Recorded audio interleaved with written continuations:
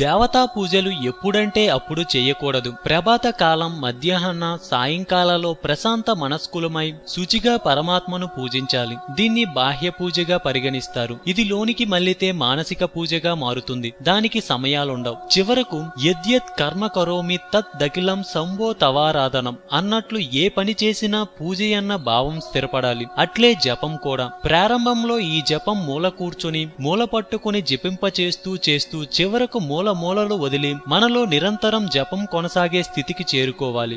దానికే అజప జపస్థితి అని పిలుస్తారు. అలాగే భగవంతునికి మనం అర్పించవలసినవి పదార్థాలు కావు, మనలోని అహంకారాలు, కామనలు వంటివి. అలాగే హారతులంటే కేవలం కర్పూరం వెలిగించడమే కాదు, మనలోని అహంకారాన్ని కర్పూరంలా వెలిగించి పరమాత్మకు సమర్పించడం. పుష్పం సమర్పయామి అని పువ్వులకు మనలోని దుర్వాసనలను పట్టించి స్వామి పాదాల మీద సమర్పిస్తే ఆ పాదాలు ఆ దుర్వాసనలను శుద్ధం చేసి మళ్లీ మనకిస్తే వాటిని శిరస్సును ధరిస్తామని పురోహితులు చెబుతున్నారు. హిందూ తత్వం గురించి మరెన్నో గొప్ప గొప్ప విషయాలు తెలుసుకోవాలనుకుంటే మా ఛానల్ ని సబ్స్క్రైబ్ చేయండి. ఈ వీడియో మీకు నచ్చినట్లయితే లైక్ చేయండి, షేర్ చేయండి. ఏమైనా చెప్పాలనుకుంటే కామెంట్ ని పోస్ట్ చేయండి.